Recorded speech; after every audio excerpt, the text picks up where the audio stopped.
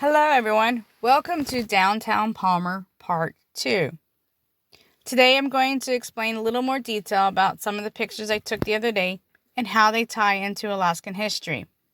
But real quick, I have a question for you. What could a Norwegian born in 1861 have to do with Alaskan history? Well, hang tight, I'm about to tell you. Samuel Balta was born in Norway in 1861. He worked as a lumberjack, a reindeer herder, and a fisherman. In 1888, he was recruited by Fridtjof Nansen for Nansen's Trans-Greenland expedition. He participated in the first recorded crossing of the interior of Greenland, together with Nansen and 4 other expedition members. Balta wrote a book about it, and it is called My Trip from Samuelen to Greenland. It's in Norwegian. Here is a postcard from Wikipedia talking about Samuel Balto. 10 years later, in 1898, Samuel Balto, moved to Alaska and signed a 2-year contract to work as a reindeer herder.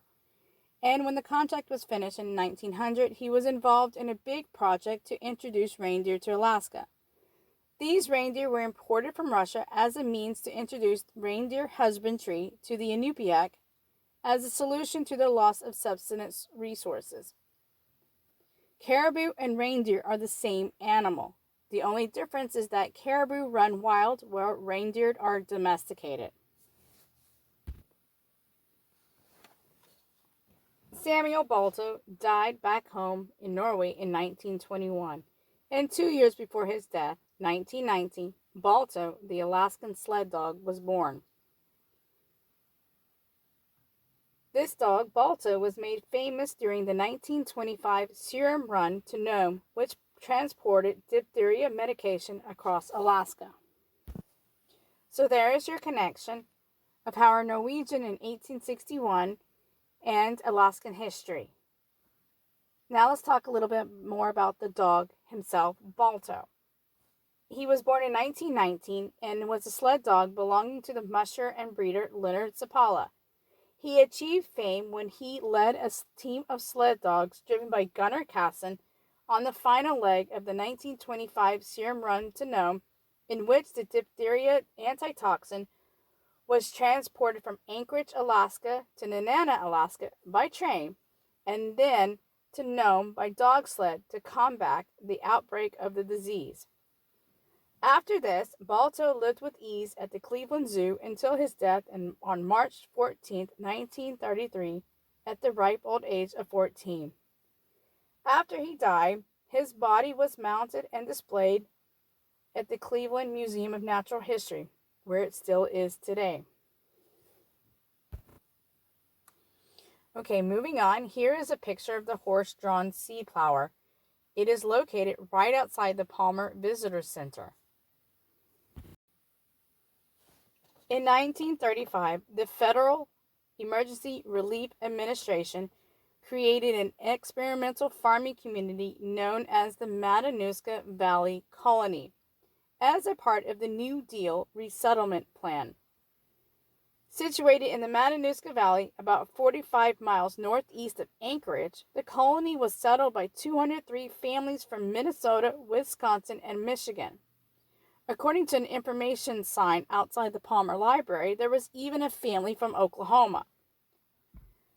The colony project cost about $5 million, and after 5 years, over half of the original colonists left the valley. Replacement colonists was sent in. A friend of mine is actually a descendant from one of these replacement colonist families, and her family arrived in the late 1940s. By 1965, only 20 of the original families were still farming in the valley. Each family received a 40-acre plot to farm, and these plots were assigned at random. Many families arrived in May 1935, only to find out that the temporary tent housing was not complete. By the end of their second month, 25 of the 203 colonists returned home. On June 16th, a group of colonists sent a telegram directly to President Roosevelt that read, "6 weeks past, nothing done, no houses, wells, roads, inadequate machinery, tools, government, food undelivered, commissary prices exorbitant, educational facilities for season doubtful.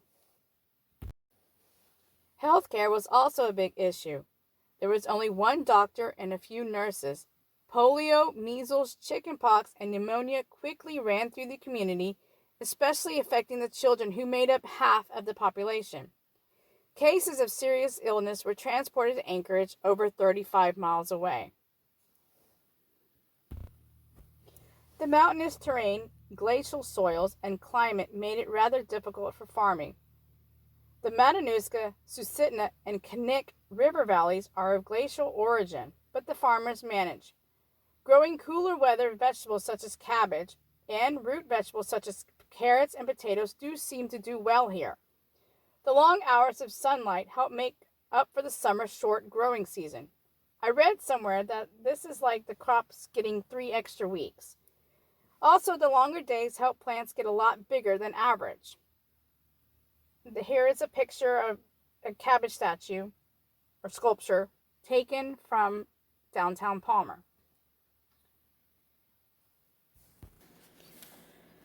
The area also proved to be a good place for dairy farming. Dairy farming continued in the Matanuska Valley largely through the Matanuska-Maid Dairy, which was state-owned until 2006, and the Matanuska Creamery. Problems with state funding and subsequent continued financial problems forced the creamery to close in 2012, leaving dairy farmers with no place to sell their milk. This was a big deal because farmers had to pump and then dump their cow's milk. Here is a picture of the Matanuska-Maid logo.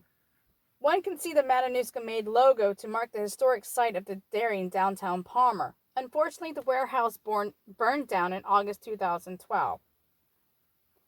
Many of the original buildings from the colony days have been moved to the state fairgrounds, which is also in Palmer, for preservation.